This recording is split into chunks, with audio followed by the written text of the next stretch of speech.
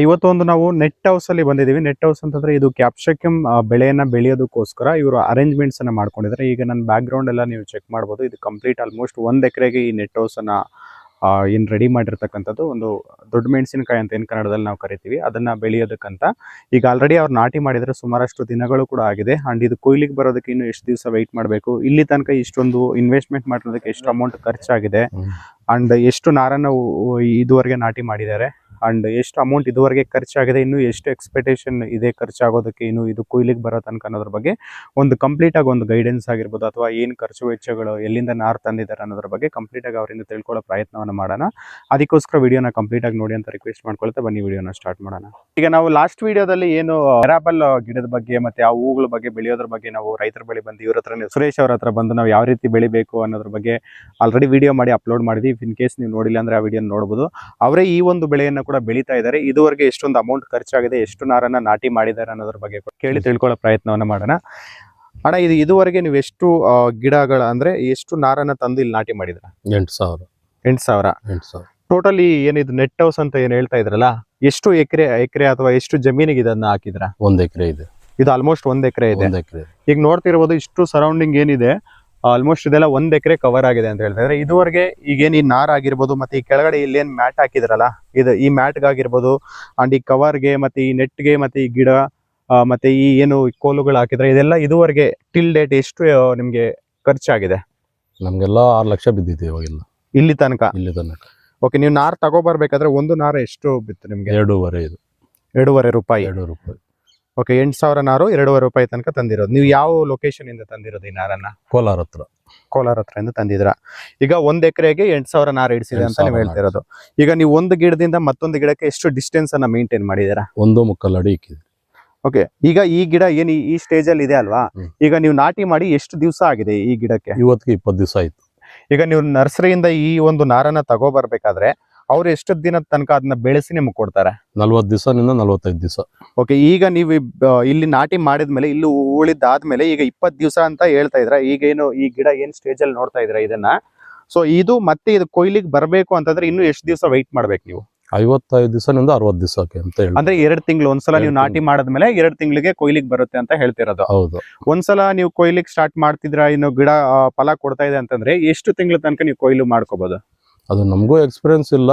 ಚೆನ್ನಾಗಿ ಮೇಂಟೈನ್ ಮಾಡಿದ್ರೆ, first time ಮಾಡ್ತಾ ಇರೋದು, ಚೆನ್ನಾಗಿ ಮೇಂಟೈನ್ ಮಾಡಿದ್ರೆ 1 ವರ್ಷ ಗಂಟ ಇಕ್ಕೊಂಬೋದು ಗಿಡ ಅಂತ ಹೇಳ್ತಾ ಇದಾರೆ.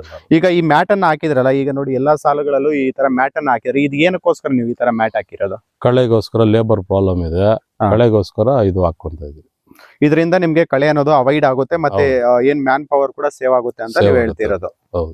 ಇನ್ನೊಂದು ಮೈನ್ ಇಂಪಾರ್ಟೆಂಟ್ ಏನಂತಂದ್ರೆ, ಈಗ ಈ ವಿಡಿಯೋನ ನೋಡಿ ಯಾರಾದ್ರೂ ಮತ್ತೆ ಈ ತರ ಒಂದು ವ್ಯವಸಾಯನ ಮಾಡ್ಬೇಕು ಅಂತಂದ್ರೆ, ಈಗ ನೀವು ಈ ಭೂಮಿ ಪ್ರಿಪರೇಷನ್ ಮತ್ತೆ ಈ ಬೆಡ್ ರೀತಿ ಮಾಡಿರೋದಾಗಿರ್ಬೋದು, ಮತ್ತೆ ಈ ಮೆಸ್ ಏನೋ ಕಟ್ಟಿದ್ರ ಇದು ಪೂರ್ತಿ ಆಗಿರ್ಬೋದು, ಮತ್ತೆ ಯಾವ ತರ ಗೊಬ್ಬರಗಳನ್ನ ಹಾಕಿ ಈ ರೀತಿ ಬೆಡ್ ಮಾಡಿದ್ರ ಅಂತಂದ್ರೆ ಏನೆಲ್ಲ ಯೂಸ್ ಮಾಡಿ ಎಷ್ಟೆಲ್ಲ ಗೊಬ್ಬರಗಳು ಹಾಕಿದ್ರ ಅನ್ನೋದ್ರ ಬಗ್ಗೆ ಏನ್ ಹೇಳ್ತೀರಾ?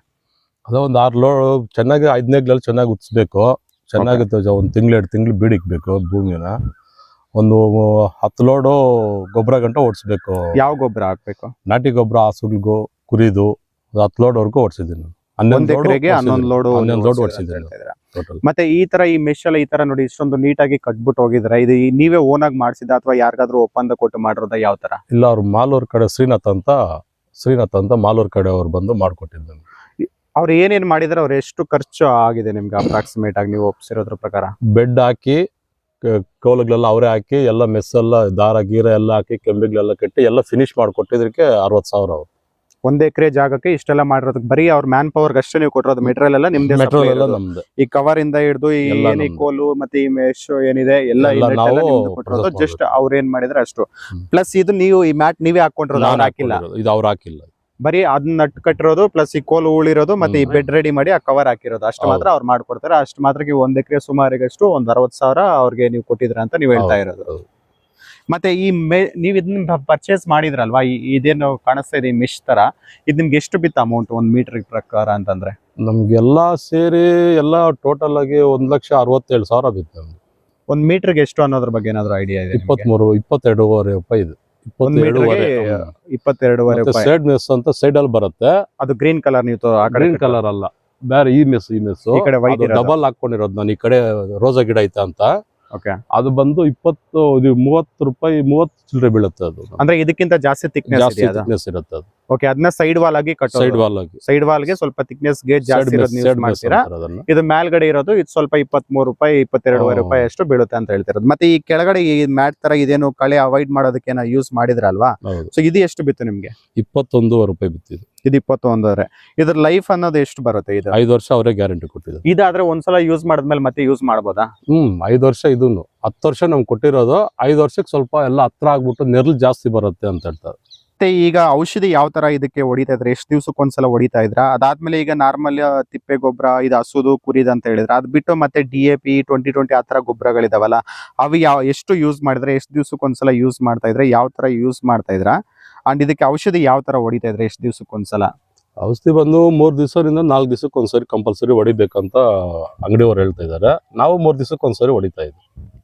ಈ ಗೊಬ್ಬರಗಳು ಅದು ನಾರ್ಮಲ್ ತಿಪ್ಪೆ ಗೊಬ್ಬರ ಬಿಟ್ಟು ಮಾಮೂಲಿ ಬೇರೆದು ಈಗ ಏನ್ DAP ಅಂತ ಹೇಳ್ತೀರಾ, ಮತ್ತೆ 2020 ಇವ್ ಹೇಳ್ತಾ ಇದ್ರಲ್ಲ, ಅದು ಎಷ್ಟರ ಮಟ್ಟಿಗೆ ಇದುವರೆಗೆ ಖರ್ಚಾಗಿದೆ? ಎಷ್ಟು ಮೂಟೆ ನೀವು ಯೂಸ್ ಮಾಡಿದ್ರ ಇಷ್ಟು 1 ಎಕರೆ ಮಟ್ಟಿಗೆ? DAP ಅನ್ನೋದು ಸಿಕ್ಕಿಲ್ಲ ನಮ್ಗೆ. 10ಕ್ಕೆ 26 ಒಂದು 4 ಮೂಟೆ, ಬೇವಿಂಡಿ ಇವೆಲ್ಲ ಬೇವಿಂಡಿ ಕಾನ್ಗಿಂಡಿ ಎಲ್ಲ 10 ಮೂಟೆ, ಬೇರೆ ನ್ಯೂಟ್ರಿಯನ್ಸ್ ಅಂತ ಬರುತ್ತೆ, ಪ್ಯಾಕೆಟ್ಗಳು ಬಕೆಟ್ಗಳು ಅಂತ ಬರುತ್ತೆ, ಅವೆಲ್ಲ ಒಂದು 10 ಹಾಕಿದ್ರಿ. ಎಲ್ಲ ಒಂದು 7-8 ಬಕೆಟ್ ಮತ್ತೆ ಹಾಕಿದ್ರಿ. ಈಗ ಜಸ್ಟ್ ಇದು ಒಂದು ಇನಿಷಿಯಲ್ ಸ್ಟೇಜ್ ಅಷ್ಟೇ. ಈಗ ಏನ್ ನಾಟಿ ಮಾಡಿ ಒಂದು 20 ದಿವಸ ಆಗಿದೆ. ಇಷ್ಟರಲ್ಲಿ ಈಗ ಇಫ್ ಇನ್ ಕೇಸ್ ಯಾರದು ಹೊಸದಾಗಿ ಈ ವ್ಯವಸಾಯ ಮಾಡಬೇಕು ಅಂತಂದ್ರೆ ಅವ್ರ ಒಂದು ಕ್ಲಿಯರ್ ಐಡಿಯಾ ಬರಲಿ, ಇನಿಷಿಯಲ್ ಆಗಿ ಯಾವ ತರ ಸ್ಟ್ರಗಲ್ಸ್ ಇರ್ತದೆ ಅಂಡ್ ಯಾವ ತರ ಸ್ಟಾರ್ಟ್ ಮಾಡಬೇಕು ಅನ್ನೋದ್ರ ಬಗ್ಗೆ ಒಂದು ಐಡಿಯಾ ಬರಲಿ ಅಂತ ಈ ಒಂದು ಬೆಳೆಯನ್ನ ಕಂಪ್ಲೀಟ್ ಆಗಿ ನಾನು ಕವರ್ ಅಪ್ ಟ್ರೈ ಮಾಡ್ತೀನಿ. ಕವರ್ ಅಪ್ ಮಾಡೋದಕ್ಕೆ ಏನಕ್ಕಂತಂದ್ರೆ ಈ ಸ್ಟೇಜ್ ಇಂದ ಮಾಡ್ಬೇಕು. ಏನಕ್ಕಂತಂದ್ರೆ ಒಂದೇ ಸಲ ಬಂದು ಇದೇನು ಈ ಕೊಯ್ಲು ಮಾಡ್ಬೇಕಾದ್ರೆ ಏನು ಅದು ಬಿಡಿಸ್ಕೊಂಡು ಹೋಗ್ಬೇಕಾದ್ರೆ ಏನು ದೊಡ್ಡ ಮೆಣಸಿನಕಾಯಿನ ಅವಾಗ ಮಾತ್ರ ಕವರ್ ಮಾಡೋದಲ್ಲ, ನೋಡೋಕೆ ಚೆನ್ನಾಗಿರುತ್ತೆ ಅಂತ ಈ ಸ್ಟೇಜ್ ಇಂದ ಈ ಕ್ಯಾಪ್ಸಿಕಮ್ ಅನ್ನ ಈ ಸ್ಟೇಜ್ ಇಂದ ಈ ಒಂದು ನಾರು ಏನು 20 ದಿವಸದಿಂದ ಕವರ್ ಮಾಡ್ಕೊಂಡು ಹೋಗಿದ್ವಿ ಅಂದ್ರೆ, ಇಫ್ ಇನ್ ಕೇಸ್ ಯಾರಾದ್ರೂ ಗೊತ್ತಿಲ್ಲದೆ ಇರೋ ಹೊಸದಾಗಿ ಈ ತರ ಬೆಳೆಯನ್ನ ಮಾಡ್ಬೇಕು ಅಂತ ನೋಡ್ತಾ ಇರೋರಿಗೆ ಒಂದು ಕ್ಲಿಯರ್ ಐಡಿಯಾ ಬರುತ್ತೆ. ಆ ಒಂದು ಉದ್ದೇಶದಿಂದ ನಾನು ಈ ಒಂದು ಸ್ಟೇಜ್ ಇಂದ ಕೂಡ ಮಾಡಬೇಕು ಅನ್ನೋ ಒಂದು ಇನಿಷಿಯೇಟಿವ್ ತಗೊಂಡು ಈ ವಿಡಿಯೋನ ಮಾಡ್ತಾ ಇದ್ದೀನಿ. ಇನ್ನೂ ಸ್ವಲ್ಪ ದಿವಸ ಅಂದ್ರೆ ಇನ್ನೂ 1 ಮಂತ್ ಆದ್ಮೇಲೆ ನಾನು ಇನ್ನು ಯಾವ ಸ್ಟೇಜ್ ಅಲ್ಲಿ ಇದೆ ನಾರು ಅಂಡ್ ಅವಾಗ ಯಾವೆಲ್ಲ ಏನು ಔಷಧಿಗಳನ್ನ ಹೊಡೆದಿದ್ದಾರೆ, ಎಷ್ಟು ದಿವಸಕ್ಕೆ ಹೊಡೆದಿದ್ದಾರೆ, ಯಾವೆಲ್ಲ ಯೂಸ್ ಮಾಡ್ತಾ ಇದ್ದಾರೆ ಅಂಡ್ ಏನು ನಾರಿನ ಈ ಕಂಡೀಷನ್ ಏನಿದೆ ಈಗೇನು ತೋರಿಸಿದ್ದೀನಿ ಅವಾಗೂ ಕಂಪೇರ್ ಮಾಡಿ ನಾನು ನಿಮ್ಗೆ ತೋರಿಸೋ ಪ್ರಯತ್ನವನ್ನ ಕೂಡ ಮಾಡ್ತೀನಿ. ಇದಿಷ್ಟು ಈ ಒಂದು ಕ್ಯಾಪ್ಸಿಕಮ್ ಬೆಳೆ ಬಗ್ಗೆ ಅಂಡ್ ಈ ಮೆಶ್ ಹೌಸ್ ಏನು ನೀವು ಬ್ಯಾಕ್ ಗ್ರೌಂಡ್ ಅಲ್ಲಿ ನೋಡ್ತಾ ಇದ್ರೆ ಈ ಮೆಶ್ ಹೌಸ್ ಹಾಕಿರೋದ್ರ ಬಗ್ಗೆ ಕೊಡೋದ್ರ ಮಾಹಿತಿ ಆಗಿತ್ತು. ಈ ಮಾಹಿತಿ ನಿಮ್ಗೆ ಏನಾದ್ರೂ ಇಷ್ಟ ಆಗಿದ್ರೆ ವಿಡಿಯೋಗೆ ಒಂದು ಲೈಕ್ ಮಾಡಿ, ನಿಮ್ಮ ಸ್ನೇಹಿತರಿಗೆ ಶೇರ್ ಮಾಡಿ. ಇಂತಹ ಮತ್ತಷ್ಟು ಇಂಟ್ರೆಸ್ಟಿಂಗ್ ವಿಚಾರಗಳಿಗೋಸ್ಕರ ಕ್ರಿಯೇಟಿವ್ ಕೋದಂಡ ಯೂಟ್ಯೂಬ್ ಚಾನಲ್ಗೆ ಸಬ್ಸ್ಕ್ರೈಬ್ ಮಾಡ್ಕೊಳ್ಳಿ. ಧನ್ಯವಾದಗಳು ಸ್ನೇಹಿತರೆ.